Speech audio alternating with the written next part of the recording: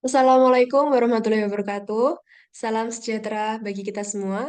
Pertama-tama, izinkan kami mengucapkan terima kasih kepada Ibu Dita Perwitasari SHMKN sebagai dosen pengampu pada mata kuliah Hukum Investasi. Di sini, kami dari kelompok 4 akan menjelaskan tentang deposito.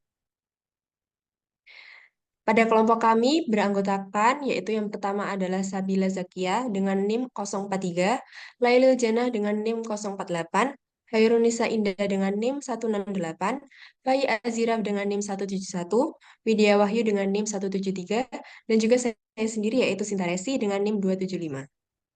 Baik, memasuki pengertian. Menurut Undang-Undang Nomor 10 Tahun 1998, Pasal 1 Ayat 7 memberikan pengertian, deposito adalah simpanan yang penarikannya hanya dapat dilakukan pada waktu tertentu berdasarkan perjanjian nasabah penyimpan dengan bank.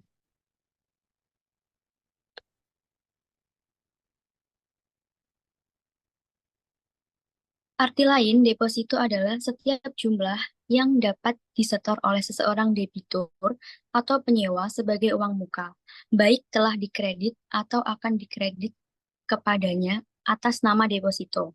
Baik jumlah tersebut akan telah dibayar kepada kreditur atau pemilik atau seseorang lainnya, atau akan telah dilunaskan melalui pembayaran uang, transfer, dan melalui penyerahan barang-barang, atau dapat juga dengan cara lain.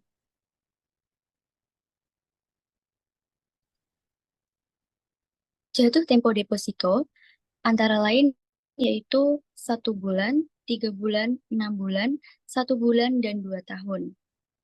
Pada kondisi bank membutuhkan dana likuiditasi yang relatif besar, semakin lama jangka waktu deposito semakin tinggi tingkat suku bunganya. Sebaliknya, dalam kondisi longgar, tingkat suku bunga deposito akan semakin kecil untuk deposito yang berjangka waktu lama.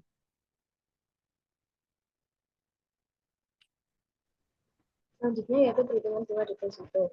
Jadi perhitungan bunga deposito itu dapat dilakukan dengan beberapa rumus yang berbeda tergantung pada bank dan jenis deposito yang dipilih. Berikut adalah beberapa contoh cara menghitung bunga deposito yang diterapkan oleh beberapa bank di Indonesia.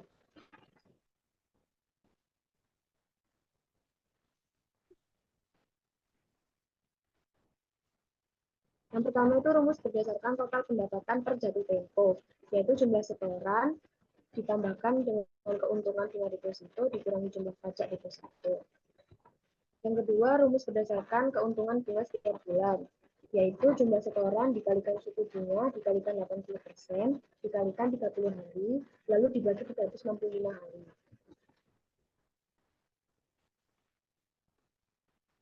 Lalu yang ketiga ada rumus sederhana, yaitu jumlah setoran dikalikan suku bunga dikalikan 80%, lalu dikalikan 30 hari, dan dibagi 365 hari.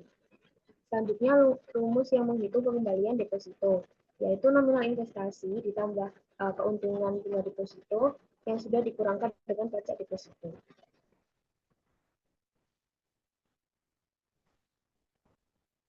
Dalam menghitung bunga deposito, perlu diketahui suku bunga yang ditawarkan oleh bank, jumlah setoran, dan jangka waktu simpanan.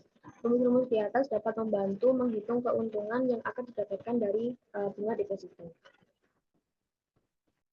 Berikut pula kami lampirkan beberapa contoh bunga bank deposito yang ada di Indonesia. Yang pertama Bank BCA dengan besaran bunga yakni 2% hingga 3,66%. Yang kedua Bank BNI dengan besaran 2,25% hingga 3%. Bank BRI dengan 2,25% hingga 3%. Lalu CIMB Niaga dengan bunga 2,75% hingga 4%.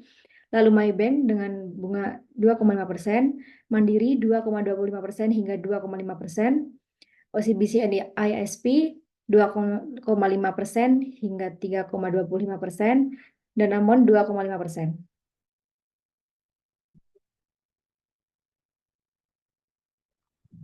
Baik, di sini ada beberapa jenis deposito, antara lain yaitu deposito berjangka, sertifikat deposito, deposito on call. Deposito berjangka merupakan jenis deposito yang diterbitkan dengan jangka waktu tertentu.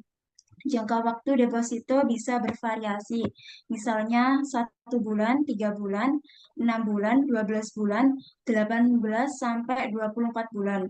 Jenis deposito ini dapat diterbitkan dengan menggunakan nama perorangan maupun lembaga. Jadi nantinya dalam bukti kepemilikan deposito akan tercantum nama seseorang atau lembaga si pemilik deposito berjangka. Bunga deposito berjangka dapat ditarik setiap bulannya atau setelah jatuh tempo sesuai dengan jangka waktunya. Penarikan ini bisa dilakukan secara tunai maupun non-tunai. Yang kedua, sertifikat deposito merupakan simpanan dari pihak lain dalam bentuk deposito yang sertifikat bukti penyimpanannya dapat dipindah tangankan. Sertifikat deposito ini diterbitkan atas unjuk dalam bentuk sertifikat dan dapat diperjualbelikan maupun dipindah tangankan kepada pihak lain. Untuk bunga sertifikat deposito dihitung dengan cara diskonto, yaitu selisih antara nominal deposito dengan jumlah uang yang disetor. Yang membedakan sertifikat deposito dengan jenis deposito lainnya adalah pencairan bunga sertifikat deposito dapat dilakukan di awal, baik tunai maupun non-tunai. Setelah itu, penerbitan nilai sertifikat deposito sudah tercetak dalam berbagai nominal yang biasanya dalam jumlah bulat, sehingga para nasabah dapat membeli dalam lembaran yang nominalnya bervariasi sesuai dengan apa yang diinginkan. Yang terakhir, deposito on call. Deposito on call merupakan deposito yang memiliki jangka waktu relatif singkat, yaitu minimal waktu 7 hari dan maksimal kurang dari 1 bulan. Deposito on call diterbitkan atas nama dan biasanya memiliki nominal yang besar.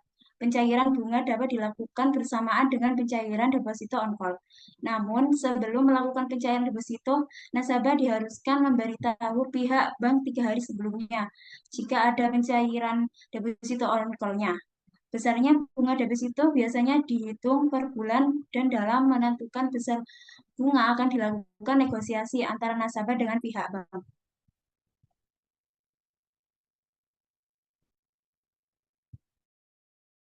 Baik, untuk yang selanjutnya yaitu ada keuntungan dan kekurangan dari deposito.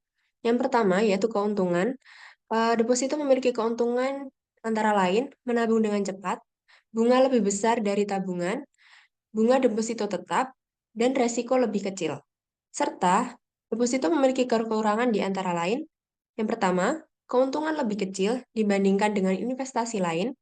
Yang kedua, tidak dapat dicairkan kapan saja atau tidak fleksibel sama yang sudah diterangkan tadi, yaitu berjangka. Jadi dalam jangka waktu yang telah ditentukan dari awal, maka dana tersebut tidak dapat dicairkan. Yang ketiga adalah terpengaruh inflasi dan biaya pajak. Dan yang terakhir adalah tidak mendapat keuntungan walaupun bunga bank tinggi.